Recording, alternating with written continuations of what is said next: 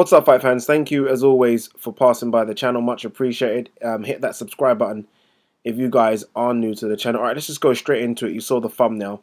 Dereck Chisora, according to Dereck Chisora, and you can see the full interview on the website of World Boxing News. Good website if you guys don't follow it. The two websites that I always follow for information, Boxing Scene, World Boxing News. They kind of both give you information immediately, straight away. So both of them are pretty good.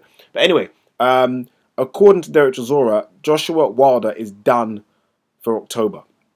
All right. Now, if I was to have a scale of 1 to 10, 1 being chatting shit, 10 being believe you 100%, I think I'm about 6.5 with this one. About 6.5, which is pretty good, right? 6.5 is better than fucking chatting shit, which is 0. And the reason being is this.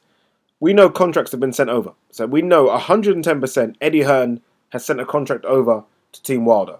We know that. Team Wilder have confirmed they received it, but there's a couple of stumbling blocks. Now, if those stumbling blocks aren't money and location of fight, then those are easy to get over.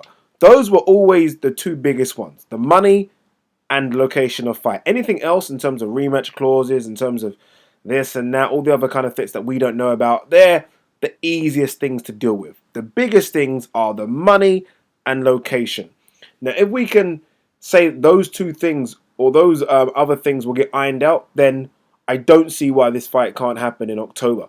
Another reason I think I tend to believe it is because Eddie Hearn has said it, right? Eddie Hearn has said if the fight is going to happen this year, it's going to happen in October, November. He said it can't happen in September, obviously because he thinks it clashes with Golovkin-Canelo rematch. He said that a 6 to 8 week training camp isn't enough for Joshua, so that means it can't happen in August. So we are looking at possible dates. October, November really is the date. And then it comes down to money. Now, that's all that boxers want. I mean, boxers will talk about legacy. That's really when they're in their late 30s. They'll say, oh, I need a legacy fight. I need titles. These guys have got that. They both got all the titles in boxing. It's just about money right now. And you just don't turn down the kind of money on offer. Even if you're AJ. Yes, we know AJ earns a hell of a lot of money for the people he fights. Parker, we know he got stupid money. Takam, Klitschko, even going back to the likes of Dillian White and Johnson. He got good money for all of those fights. But nothing like he's going to get for Wilder. The money on offer is huge, right? It's huge. It's more than I think the money on offer Golovkin-Canelo. I think in recent memory, the only kind of fights that have probably been bigger in terms of financially, obviously would be Mayweather-Pacquiao, probably Canelo-Mayweather, and obviously Mayweather-McGregor. Other than that, I mean, you're talking big money. So I don't know. Again, with my scale of shit to believable, I'm a 6.57. There has obviously been talk about Povetkin coming in to fight Joshua. Still a viable option, but I just don't see it. It kind of reminds me a bit of what Golden Boy were doing when they offered the Canelo fight to Danny Jacobs and I think even to Billy Joe Saunders, just to kind of put a bit of pressure on Golovkin. And I kind of feel that's what Eddie Hearn's trying to do with Team Wilder by saying, look, if you don't fight, we can fight Povetkin. They don't really want to fight Povetkin. Povetkin's a good fight. It's a mandatory fight if Wilder doesn't happen. But let's be honest, the amount of pressure there is now to make this fight, it's not just a case of I think both fighters want to fight each other. I think the fans really want to see this, right? It's gone crazy. I'm trying to think of fights in recent times that have gone like this, where it's just constant. Like, we want this fight. We want this fight.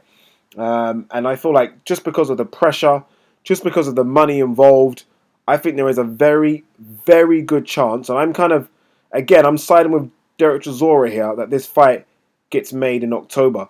I think that as fight fans, we know nothing, right? We know absolutely nothing. I mean, we guess, we think we know what's happening in the boxing world, and then we kind of proven wrong. But when a fighter talks, I kind of feel like they know, well, they know a lot more than us, put it that way. And Dereck Chisora isn't one just to kind of talk for the sake of talking. I've interviewed him, I kind of know him personally, and I think there's a bit of truth in this. I think there's a bit of truth. Again, I will reiterate, on the scale of 0 to 10, chatting shit to believable, I think this is a 6.5. I think this is a 6.5. And I think that's enough to get me excited. That's enough for me to have a look at tickets, hotel prices, because I think this fight will take place in the UK.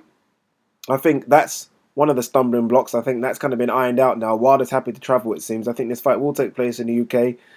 Wembley Stadium. Does Wembley Stadium have a roof? Because if it is October, then obviously weather conditions in the UK aren't the greatest. Does the Principality Stadium have a roof? I think one of them does, right? But anyway, look, let's fingers crossed that Dereck Chisora knows a bit more than we do, and that something has happened, and this fight does go down in October. What do you guys think? Believable or not believable?